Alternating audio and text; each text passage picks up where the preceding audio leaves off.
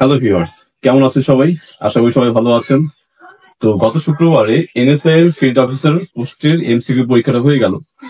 তো এই পরীক্ষাতে যে ইংরেজি অংশটা ছিল, এমসিকিউ টাইপের যে ইংরেজি অংশটা ছিল, সেটা নিয়ে আজকে আমরা একটু আলোচনা করব। তো এমন ভাবে আলোচনা করব যাতে এই টাইপের প্রশ্ন যদি আর অন্য কোনো পরীক্ষায় আসে, তাহলে অবশ্যই আপনারা আনসারটা সঠিকভাবে করতে পারেন, যাতে ভুলটা না হয়। তো কথা হচ্ছে যে আপনারা আমাকে একটু সাপোর্ট করবেন। যদি ভিডিওটা ভালো লেগে থাকে, যদি আপনারা এখান থেকে কিছু শিখতে পারেন, তাহলে অবশ্যই নিজে লাইক করবেন, কমেন্ট করবেন, সাবস্ক্রাইব করবেন, আর বন্ধুদের সাথে একটু শেয়ার করবেন। তো ঠিক আছে, বেশি কথা না বাড়িয়ে চলুন শুরু করা যাক।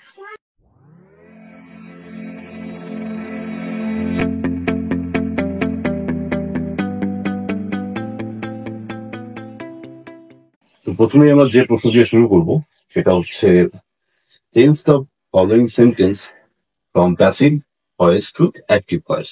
অর্থাৎ একটা সেন্টেন্স দেওয়া আছে, এই সেন্টেন্সটা আমি আন্ডারলাইন করে আসছি অলরেডি। এই সেন্টেন্সটাকে আমাদের এই প্যাসিভ ভয়েসে দেওয়া আছে, এটাকে করতে হবে অ্যাক্টিভ ভয়েস। তো এই ধরনের প্রশ্ন সমাধান করার জন্য সবচেয়ে সহজ উপায় হচ্ছে এর বাংলা অর্থটা বোঝা। তো এই সেন্টেন্সটা আমরা একটু দেখে নিই। I am being helped by my brother. এই অর্থটা হচ্ছে যে আমি সাহায্য প্রাপ্ত হচ্ছি আমার ভাইয়ের দ্বারা। তো যেহেতু আমি আমার ভাইয়ের দ্বারা সাহায্য প্রাপ্ত হচ্ছি, কখন হচ্ছি?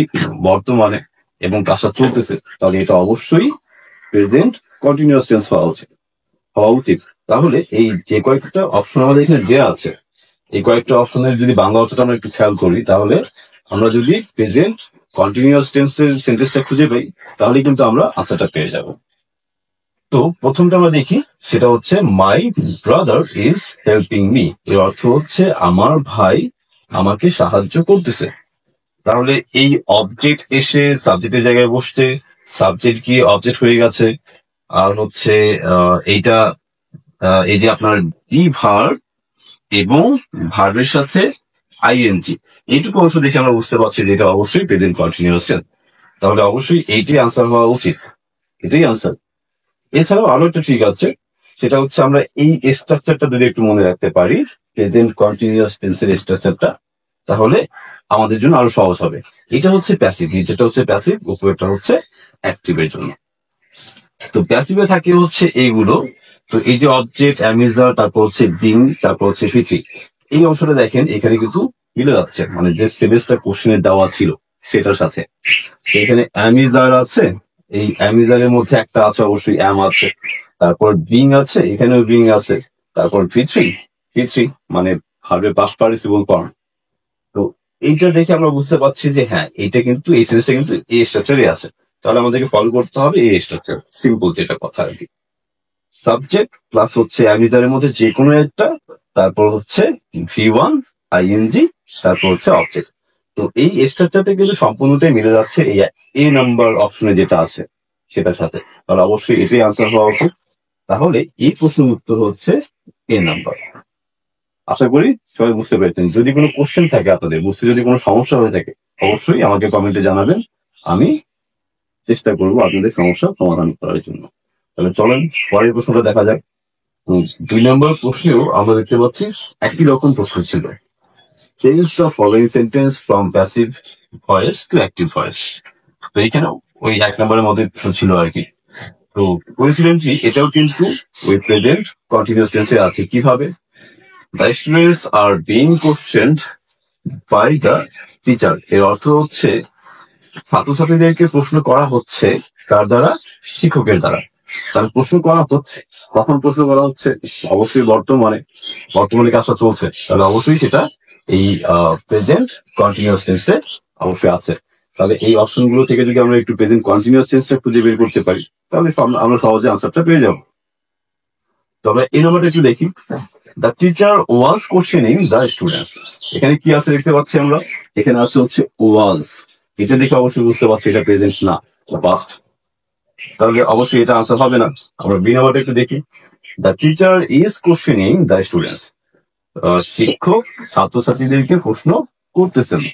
তাহলে এই যে এখানে যে ইজ আছে, এটা অবশ্যই প্রেজেন্ট এবং ভার্বের সাথে আইএনজি দেখতে পাচ্ছি আমরা। তাহলে অবশ্যই এইটাই হচ্ছে প্রেজেন্ট কন্টিনিউয়াস টেন্স। তাহলে অবশ্যই এই প্রশ্নের উত্তর হওয়া উচিত বি নাম্বার। খুব সহজ। তারপরেও যদি আপনাদের কোনো সমস্যা থাকে বলেছি কমেন্টে জানাবেন, সমাধান করার চেষ্টা করব। তো এরপর 3 নম্বরে ছিল there is no rose but has a fault. এর যথার্থ বাংলা ভাবানুবাদ হচ্ছে, মানে এখানে আপনার 4টা অপশন দেওয়া আছে, আপনাকে একটা সিলেক্ট করতে হবে। তো আমরা প্রথমে এর বাংলা অর্থটা মানে আক্ষরিক অর্থটা দেখে নিই। এর আক্ষরিক অর্থটা এরকম যে এমন কোনো গোলাপ নেই যার কাটা নেই, এরকম আর কি অর্থটা হওয়া উচিত। কিন্তু এটা আসলে একটা প্রবাদ বাক্য, যার বাংলা প্রবাদ বাক্য হচ্ছে দুঃখ বিনা সুখ লাভ হয় কি মহিষের। তো অবশ্যই আনসার হওয়া উচিত এই নাম্বার। আর এরপর নাম্বার 4 চলে যাই। চুজ দ্য রাইট আনসার, আপনাকে সঠিক উত্তরটা চুজ করতে হবে। William Shakespeare is the poet of dash century. অর্থাৎ এই উইলিয়াম শেক্সপিয়ার কোন সেঞ্চুরির কবি ছিলেন, কিন্তু ইনি মূলত কবি না, ইনি ছিলেন ড্রামাটিস্ট হিসেবে বেশি পরিচিত। আমরা জানি যে উইলিয়াম শেক্সপিয়ার জন্মেছিলেন 1564 সালে, আর ইনি মারা গিয়েছিলেন কিন্তু 1616 সালে। তো এনার জন্ম এটাতে এই সালে এবং মৃত্যু হচ্ছে এই সালে। এবং আহ, এই 1500 সালে জন্ম হলে যেহেতু হয়েছিল এনার জন্মটা, তাই এটা অবশ্যই 16th সেঞ্চুরি। আর যেহেতু উনি 1616 সালে মারা গেছেন, তাই অবশ্যই এইটা হচ্ছে 17th সেঞ্চুরি। তাহলে অবশ্যই আনসার কোনটা হওয়া উচিত? আনসার হওয়া উচিত এই নাম্বার 16th আর হচ্ছে 17th। তাহলে এখানে আনসার হচ্ছে এই নাম্বার। এই 5 নম্বর প্রশ্নে আমরা দেখতে পাচ্ছি find out the preposition in the given sentence. অর্থাৎ যে সেন্টেন্সটা দেওয়া আছে সেই সেন্টেন্সটাতে আমাদেরকে প্রিপোজিশন খুঁজে বের করতে হবে। তো সেন্টেন্সটা আসলে কি? সেন্টেন্সটা হচ্ছে he was talking about the cricket match. তাহলে এর অর্থ হচ্ছে সে ক্রিকেট ম্যাচটা নিয়ে কথা বলছিল আর কি, ক্রিকেট ম্যাচ সম্পর্কে। ওকে, তো এখন আমাদেরকে 4টা অপশন দিয়ে দিচ্ছে, অপশনগুলো আমরা একটু দেখে আসি। প্রথমটা হচ্ছে হি, যার অর্থ হচ্ছে সে। এরপর হচ্ছে ওয়াজ টকিং, যার অর্থ হচ্ছে কথা বলছিল। তারপর সিতে আছে অ্যাবাউট, যার অর্থ হচ্ছে সম্পর্কে। আর ডিতে আছে the cricket match, cricket match. তো এই সবগুলোতে আমরা দেখতে পাচ্ছি এটা হচ্ছে প্রোনাউন। এখানে 2টা ভার্ব আছে, বি ভার্ব আর হচ্ছে মেইন ভার্বের সাথে আইএনজি। এরপর এর অর্থ হচ্ছে সম্পর্কে, এটা বিভক্তির কাজ করতেছে, বাংলা বিভক্তি, বাংলা ব্যাকরণের বিভক্তির কাজ করতেছে। আর এটা হচ্ছে দ্য ক্রিকেট ম্যাচ, ক্রিকেট ম্যাচটা। এটাও অবশ্যই নাউন কিন্তু। তো এই যে 4টা দেখতে পাচ্ছি, এই 4টার মধ্যে ক্লিয়ারলি এইটাই কিন্তু হচ্ছে প্রিপোজিশন, কারণ এইটাই বাংলায় বিভক্তির কাজ করতেছে। তো আনসার হচ্ছে সি। আচ্ছা, এরপর 6 নম্বর কোশ্চেন যদি দেখে নিই, সেম কোশ্চেন কিন্তু। Find out the preposition in the given sentence. টেন্সে কি ছিল? সেন্টেন্সটা ছিল Smith stood under the tree. অর্থাৎ স্মিথ গাছটার নিচে দাঁড়ালো। তো অপশনে আছে হচ্ছে স্মিথ, আন্ডার, স্টুড আর হচ্ছে দ্য ট্রি। স্মিথ হচ্ছে এখানে আমাদের সাবজেক্ট, নাউন অবশ্যই। স্টুড হচ্ছে স্ট্যান্ডের পাস্ট ফর্ম, তার মানে এটা ভার্ব। দ্য ট্রি গাছ, এটাও অবশ্যই নাউন, এটা হচ্ছে এখানে নাউনের কাজ করতেছে আর কি। তাহলে এটা অবশ্যই প্রিপোজিশন নয়। তাহলে অবশ্যই প্রিপোজিশন কোনটা হওয়া উচিত? আন্ডার, কারণ এর অর্থ হচ্ছে নিচে, গাছের নিচে, অর্থাৎ বাংলায় বিভক্তির কাজ করতেছে। তাহলে অবশ্যই এই বি নাম্বার হচ্ছে এই প্রশ্নের আনসার। এরপর নাম্বার 7 আমরা দেখতে পাচ্ছি আছে হচ্ছে what part of speech connects words or group of words. এর অর্থ হচ্ছে যে কোন পার্ট অফ স্পিচ, আমাদের যে 8টা পার্টস অফ স্পিচ আছে তাদের মধ্যে কোনটা শব্দ অথবা গ্রুপ অফ ওয়ার্ডস, মানে হচ্ছে শব্দের গুচ্ছ, শব্দের গুচ্ছকে একসাথে কানেক্ট করে, একসাথে যুক্ত করে। তো আমরা জানি আমাদের যে 8টা পার্ট অফ স্পিচ আছে তাদের মধ্যে কন্ডাকশনের কাজ হচ্ছে শব্দ অথবা শব্দের গুচ্ছকে একসাথে যুক্ত করা। তাহলে অবশ্যই এটার আনসার হচ্ছে সি নাম্বার। আর এরপর 8 নম্বরে আছে হচ্ছে what is the singular form of the word leaves. Leaves যে শব্দটা আছে এটা প্লুরাল ফর্মে আছে অবশ্যই, আর এর সিঙ্গুলার ফর্মটা কি? আমরা জানি এই লিভস এর সিঙ্গুলার ফর্ম হচ্ছে লিভ। এইটা বি নাম্বার, কারণ এটার মানে হচ্ছে পাতা, আর এটা প্লুরাল হচ্ছে লিভস। আর এখানে একটা দেখতে পাচ্ছি যেটা হয় না আসলে, এটা আসলে ভুল। এই লিফ কখনো হয় না, লিফ হয়ে যায়, এই এফ হয়ে যায় ভিই, এফ হয়ে যায় ভিই, এটা আমরা জানি। আর এটাই অবশ্যই হচ্ছে এই 8 নম্বরের আনসার। এরপর 9 নম্বর কোশ্চেন একটু দেখি আমরা।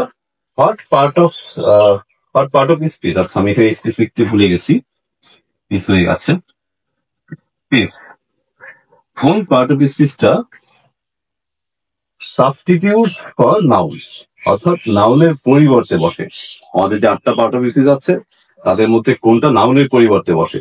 তো আমরা এটা সবাই জানি, সেটা হচ্ছে অবশ্যই প্রোনাউন। তাহলে আনসার হচ্ছে এখানে এ নাম্বার। এরপর 10 নম্বর কোশ্চেনটা দেখি একটু। হুইচ অফ দ্য ফলোইং, নিচের কোনটা is not a singular number, singular number নয়? তাহলে কোনটা অবশ্যই প্লুরাল, এটা চাচ্ছে। ইজ নট আছে, নট খেয়াল করতে হবে কিন্তু, না হলে পরীক্ষা হলে আমরা জাস্ট সিম্পলি সিঙ্গুলার নাম্বার দেখে শুরুতেই চাইল্ড দিয়ে আসতে পারি। কেয়ারফুল থাকতে হবে পরীক্ষা হলে। তো যেটা আমাদের প্লুরাল সেটা যাচ্ছে আর কি, সহজ কথায়। তাহলে চাইল্ড মানে হচ্ছে শিশু, এটা সিঙ্গুলার নাম্বার। ফুড মানে হচ্ছে ফল, এটাও সিঙ্গুলার।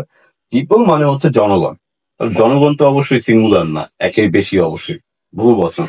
তাহলে অবশ্যই এটা আনসার হচ্ছে সি নাম্বার। এরপর 11 নম্বর প্রশ্ন দেখতে পাচ্ছি। দ্য ম্যান, এখানে একটা গ্যাপ আছে। My house was a good man. তো এখানে আমাদেরকে এখান থেকে অংশ নিয়ে এই গ্যাপটা ফিল আপ করতে হবে। তবে একটু অপশন গুলো দেখে নিই। টু হুম আই সেল, তার কাছে আমি বিক্রি করি। টু হু আই সেল, এটা আসলে গ্রামাটিক্যাল স্ট্রাকচার অনুযায়ী হয় না, এটা ভুল হয়। এরপর হচ্ছে টু হুম আই সোল্ড, যার কাছে আমি বিক্রি করেছিলাম। আচ্ছা, এখন এইটা গ্রামাটিক্যাল স্ট্রাকচার অনুযায়ী যেহেতু ভুল হয়, তাহলে অবশ্যই এই দুটোর মধ্যে যে কোনো একটা হবে, আর দ্বিতীয় অবশ্যই হবে না, নান অফ দ্য অ্যাবভ। এটা হতে পারে, আমরা দেখি আর কি। দ্য ম্যান, সেই ব্যক্তি যার কাছে আমি আমার বাড়িটা বিক্রি করি, যদি এই নাম্বারটা ধরি আমরা, যার কাছে আমি আমার বাড়িটা বিক্রি করি, ওয়াজ এ গুড ম্যান, একজন ভালো মানুষ ছিলেন। আচ্ছা, বিক্রি করি মানে আমি আজকেও করেছি, আগামীকালকেও করব, বা আগেও করেছিলাম, এরকম। তাহলে এটা কি হচ্ছে? হচ্ছে না কিন্তু, কারণ এইটা কিন্তু পাস্টে আছে।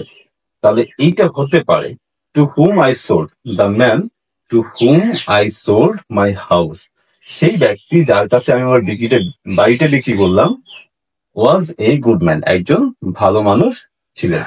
তো হ্যাঁ, এটা নিলে কিন্তু আমাদের সেন্সটা কমপ্লিট হচ্ছে সব দিক থেকেই। গ্রামাটিক্যাল সেন্স বলেন আর হচ্ছে জাস্ট নর্মাল সেন্স বলেন, ক্যাশ হচ্ছে কিন্তু। তাহলে এইটা আনসার হওয়া উচিত, মানে এটাই আনসার আর কি। এরপর 12 নম্বর আছে, 12 নম্বরে দেখি একটু।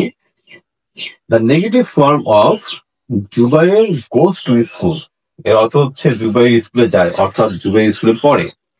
তাহলে জুবাইর স্কুলে পড়ে, এইটার কি চাচ্ছে আমাদের কাছে? নেগেটিভ ফর্ম চাচ্ছে, মানে এটাকে নেগেটিভ করতে হবে।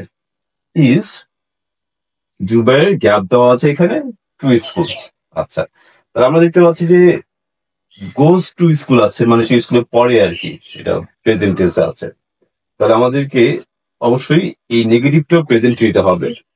আর আমরা জানি যে জুবাইর হচ্ছে থার্ড পারসন সিঙ্গুলার নাম্বার, যেটি একজন ব্যক্তির নাম, থার্ড পারসন সিঙ্গুলার নাম্বার। এটা না আমি, এটা না আপনি, এটা অন্য কেউ, এবং একজন সিঙ্গুলার নাম্বার। তো যেহেতু থার্ড পারসন সিঙ্গুলার নাম্বার, সে কারণে কিন্তু এখানে ভার্বের সাথে এস বাই এর যুক্ত করে দেওয়া আছে। তো আমাদেরকেও মাথায় রাখতে হবে, নেগেটিভ করার সময় আমাদেরকেও ডু ভার্বের সাথে কিন্তু এস বাই এস নিতে হবে। আমরা জানি যে নেগেটিভ করার সময় ডু ভার্ব নিতে হয়, আর তার সাথে এস বাই এস কেন যোগ করবো? কারণ সাবজেক্ট হচ্ছে জুবাইর। তবে Zubair does not go to school, Zubair স্কুলে পড়ে না। এটা কি ছিল? জুবাইর স্কুলে পড়ে। আর নেগেটিভটা কি হচ্ছে তাহলে, যদি এটা নিয়ে নিই, জুবাইর স্কুলে পড়ে না। তাহলে এটা দিয়ে হয়ে যাচ্ছে, আমরা পরের গুলো আর না দেখলেও চলবে। তাহলে অবশ্যই এটাই রাইট আনসার। কোশ্চেন নাম্বার 13, এখানে আমরা দেখতে পাচ্ছি আছে হচ্ছে identify the sentence, identify the tense in the given sentence. অর্থাৎ একটা সেন্টেন্স দেওয়া আছে, সেই সেন্টেন্সে আমাদেরকে টেন্সটা খুঁজে বের করতে হবে কোন টেন্সে আছে। সেন্টেন্সটা আছে হচ্ছে আই ওয়েন্ট টু স্কুল, আমি স্কুলে গেলাম। তো আমরা এখানে দেখতে পাচ্ছি আছে হচ্ছে সাবজেক্ট, তারপর আছে হচ্ছে V2 মানে হচ্ছে ভার্বের পাস্ট ফর্ম, আর তারপর বাদ বাকি অংশ আছে আর কি। তো এইটা যেহেতু ভার্বের পাস্ট ফর্ম, তাহলে অবশ্যই এটা পাস্ট টেন্সে আছে, তাহলে আনসার এইটা। কোশ্চেন নাম্বার 14, তো এইটা আসলে 13 নম্বরের মতোই, identify the tense in the following sentence. এই ফলোইং সেন্টেন্সের টেন্সটাকে আবার আমাদের নির্ণয় করতে বলছে। তো সেন্টেন্সটা একটু দেখে নেই, সেটা হচ্ছে I was dancing on the stage. এর অর্থই হচ্ছে আমি স্টেজে নাচতেছিলাম। কি করতেছিলাম? নাচতেছিলাম। তাহলে কাজটা চলতেছিল অতীতে, তাহলে যেহেতু অতীতে চলতেছিল তাহলে অবশ্যই এটা পাস্ট কন্টিনিউয়াস হওয়া উচিত। তাহলে আনসার কোনটা হওয়া উচিত বলেন? পাস্ট টেন্স নাকি হচ্ছে পাস্ট কন্টিনিউয়াস? এইটা হওয়া উচিত আনসার, যেহেতু অতীতে কাজটা চলতেছিল, তাহলে অবশ্যই এটা আনসার হচ্ছে পাস্ট কন্টিনিউয়াস টেন্স। ওকে, পরেরটা দেখি আমরা। 15 নম্বর, এখানে আছে হচ্ছে choose the feminine form. Feminine মানে হচ্ছে ফিমেল, ফেমিনিন তার হচ্ছে অবশ্যই নারী মানে স্ত্রী লিঙ্গ আমাদের দরকার। তাহলে choose the feminine form of the masculine noun eagle. এটা হচ্ছে ম্যাসকুলিন। ম্যাসকুলিন মানে হচ্ছে পুরুষবাচক শব্দ আর কি। তাহলে এই ইগলের আমাদের ফেমিনিন ফর্মটা দরকার। তো এই ইগল শব্দের মানে এই শব্দের ফেমিনিন ফর্ম হচ্ছে সি ইগল। তাহলে এটা আনসার হচ্ছে এ নাম্বার। এরপর 16 নম্বরটা দেখা যাক। Which noun is the masculine counter part of lady. মানে লেডি শব্দটা যেটা আছে সেটার ম্যাসকুলিন কাউন্টার পার্ট কি হবে? ম্যাসকুলিন কাউন্টার পার্ট বলতে বোঝায় হচ্ছে পুরুষ বা পুরুষবাচক শব্দটা কি হবে? তো এটার পুরুষবাচক শব্দ হচ্ছে জেন্টলম্যান। আমরা পরহামেশাই শুনে থাকি ladies and gentleman. Number 17, number 17 আছে চুজ দ্য কারেক্ট অপশন, অর্থাৎ কারেক্ট অপশনটাকে আপনার চুজ করতে বলছে আর কি।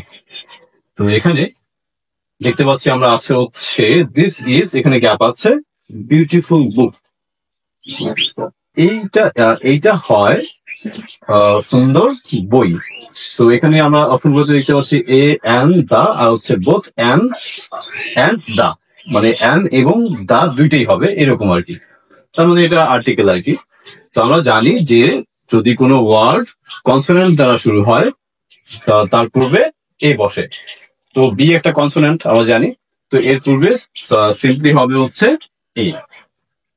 তাহলে 17 আনসার হচ্ছে এ নাম্বারটা। এরপর 18 নম্বরটা একটু দেখি। 18তে বলছে fill in the blank with the missing article. তো এখানে আর্টিকেলের কথা বলেই দিচ্ছে আর কি। তো সেন্টেন্সটা একটু খেয়াল করি, সেটা হচ্ছে আই রেড, এখানে গ্যাপ আছে সঞ্চিতা। সঞ্চিতা একটা বিখ্যাত বইয়ের নাম। তো সঞ্চিতা যেহেতু একটা বিখ্যাত বইয়ের নাম, এটা অবশ্যই নির্দিষ্ট করে বলা হচ্ছে। তো যেহেতু নির্দিষ্ট করে বলা হচ্ছে, তাই এর পূর্বে অবশ্যই দা বসা উচিত, কারণ দা দিলেই কিন্তু কি হয়, কোনো কিছু নির্দিষ্ট হয়ে যায়। তাহলে এই সঞ্চিতাকে নির্দিষ্ট করে বোঝানোর জন্য আমাদের দা ব্যবহার করতে হবে। 18 আনসার হচ্ছে সি নাম্বার। ওকে, এরপরে দেখি 19 নাম্বার, নাম্বার 19, গ্যাপ আছে ইজ মাই হবি। হবি মানে হচ্ছে শখ। তাহলে আমার শখ কিছু একটা আছে আর কি, যে জিনিসটা আমার শখ। তো এখানে দেখতে পাচ্ছি যে সাবজেক্টের জায়গাতেই কিন্তু গ্যাপ আছে। তো সাবজেক্টের জায়গায় সাধারণত কি বসে? নাউন বসে। তো আমরা অপশনগুলো একটু দেখে নিই।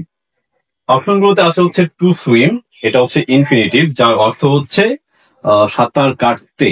যেমন আমরা জানি এরকম যে যদি টু গো থাকে তাহলে এর অর্থ হয় হচ্ছে যেতে।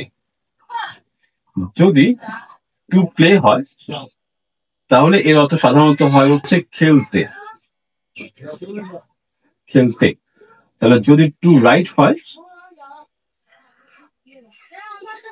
এর অর্থ হওয়া উচিত তাহলে হচ্ছে লিখতে। এর অর্থ হওয়া উচিত লিখতে। তাহলে একইভাবে টু সুইম এর অর্থ হওয়া উচিত তাহলে সাঁতার কাটতে। আচ্ছা, তাহলে এটা হচ্ছে না। যদি আমরা বলি যে সাঁতার কাটতে হয় আমার শখ, সেন্টেন্সটা কমপ্লিট হয়, হচ্ছে না কিন্তু, তাহলে অবশ্যই এটা আনসার নয়। এরপর আছে হচ্ছে সুইম। সুইম মানে সাঁতার কাটা। এটা ভার্বের কাজ করে, কিন্তু এটা ভার্ব। তো ভার্ব তো অলরেডি এখানে আছে, আর ভার্ব কখনো সাবজেক্ট হতে পারে না, কারণ সাবজেক্টের জায়গায় আমরা জানি নাউন অথবা প্রোনাউন বসে সাধারণত। এরপর দেখতে পাচ্ছি সুইমিং আছে। সুইমিং মানে হচ্ছে সাঁতার কাটা। এই ঘটনা এটাকে বলা হয় হচ্ছে জিরান্ড। কি হবে? জিরান্ড হচ্ছে সাধারণত V1 মানে ভার্বের প্রেজেন্ট ফর্মের সাথে আইএনজি যোগ হয়ে যদি নাউনের মতো অর্থ প্রকাশ করে তাহলে সেটাকে বলা হয় জিরান্ড। তাহলে এই ভার্বের সাথে আইএনজি যুক্ত হয়ে সেটা কিসের মতো অর্থ প্রকাশ করে? নাউনের মতো। আর আমরা জানি যে সাবজেক্টের জায়গায় কি বসে সাধারণত? নাউন অথবা প্রোনাউন। তাহলে অবশ্যই এই জায়গাটা নাউন বসার কথা। আর যেহেতু এইখানে এই ভার্বের সাথে আইএনজি যোগ করা আছে আলাদা করে, তাই অবশ্যই এটা কিন্তু নাউনের কাজ করতেছে। তাহলে এটাকে আমরা অপশন হিসেবে নিতে পারি, মানে কারেক্ট অপশন হিসেবে নিতে পারি।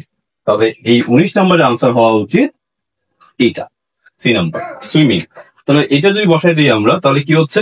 সুইমিং ইজ মাই হবি, সাঁতার কাটা আমার শখ। তাহলে সিরিজটা কমপ্লিট হচ্ছে। তাহলে এটার আনসার সি নাম্বার।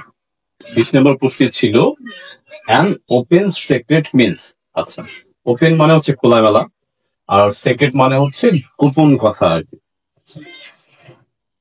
অপশনটা দেখি আমরা, মানে এই অ্যান ওপেন সিক্রেট বলতে কি বোঝায়, এর অর্থটা হচ্ছে এরকম আর কি। প্রশ্নটা তাহলে এই নাম্বারে আছে হচ্ছে secret not known to all. Secret not known মানে সবার কাছে জানা নয় এমন একটা গোপন কথা আর কি। তাহলে এটার অর্থ ছিল কি? এটার অর্থ ছিল যে খোলামেলা গোপন কথা, যেটা সবাই জানে আর কি না। তাহলে যেহেতু এইখানে আছে নট নোন, জানে না, কারো কাছে জানা নয়, তাই এটা অবশ্যই আনসার নয়। আচ্ছা, এরপর দেখতে পাচ্ছি হিডেন আছে। হিডেন মানে হচ্ছে লুকায়িত, যেটা লুকানো আছে আর কি, এরকম একটা গোপন কথা। এটা তাহলে আনসার হচ্ছে না। আনসার তাহলে হচ্ছে কোনটা দেখি? A secret known to all, একটা গোপন কথা যেটা সবার জানা। তাহলে এইটা হচ্ছে এইটার সমার্থক আর কি, একই রকম অর্থ প্রকাশ করতেছে। এর অর্থ হচ্ছে খোলামেলা গোপন কথা, এর অর্থ হচ্ছে এমন একটা গোপন কথা যা সবার কাছে জানা। তাহলে অবশ্যই এটার আনসার হচ্ছে সি নাম্বার।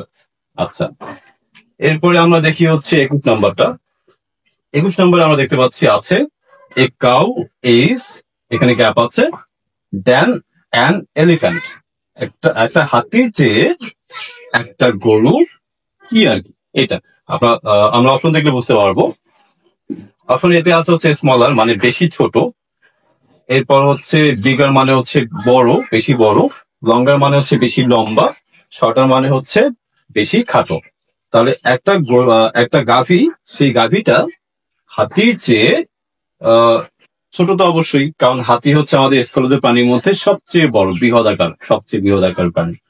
তাহলে অবশ্যই একটা গাভী হাতির চেয়ে আকারে কিন্তু ছোট, সাইজে ছোট। তাই আনসার কিন্তু এইটা, 21-এর এই নাম্বার হচ্ছে আনসার।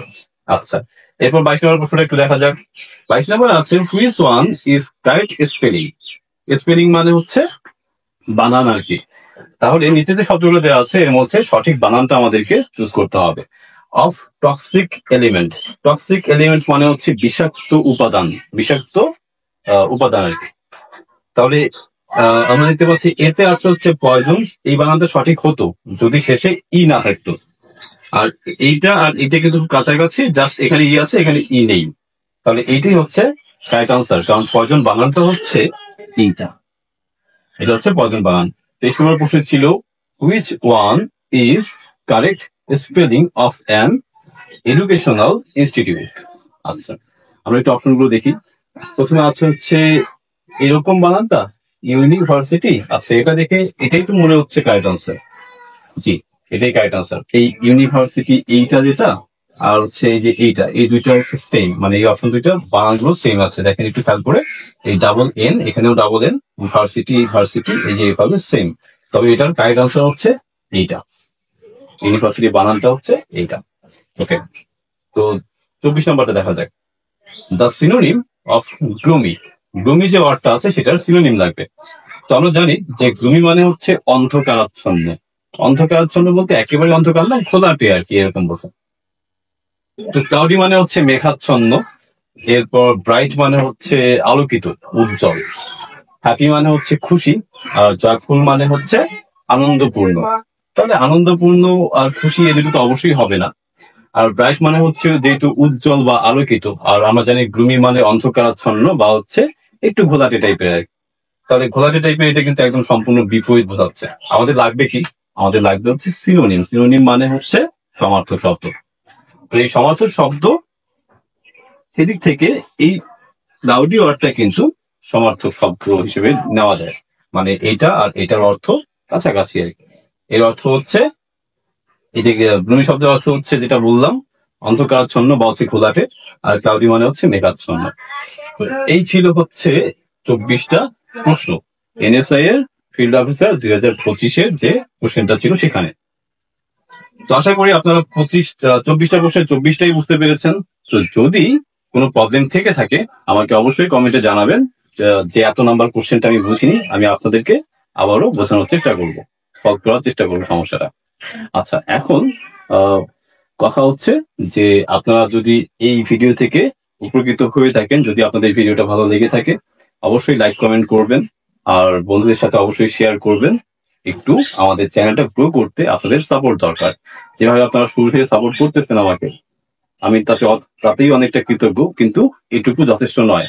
অনেক লোকজন ভিডিও দেখতেছেন কিন্তু সাবস্ক্রাইব করতেছেন না, অর্থাৎ সাবস্ক্রাইব করা লোকের সংখ্যা মানে ভিউয়ারের সংখ্যা তুলনামূলকভাবে কম। ভিউ হচ্ছে কিন্তু সাবস্ক্রাইবার বাড়তেছে না। আশা করি যে আপনারা সাবস্ক্রাইব করবেন, আমাকে সাপোর্ট করবেন। আর এরপরে আপনারা অন্য কোন প্রশ্নের সমাধান চান, জব রিলেটেড মানে জব সার্কুলার রিলেটেড, আপনারা কোনটা চান সেটা আমাকে একটু কমেন্টে জানাবেন। আমরা চেষ্টা করব পরবর্তী ভিডিওতে সেইটারই সমাধানটা নিয়ে আসার।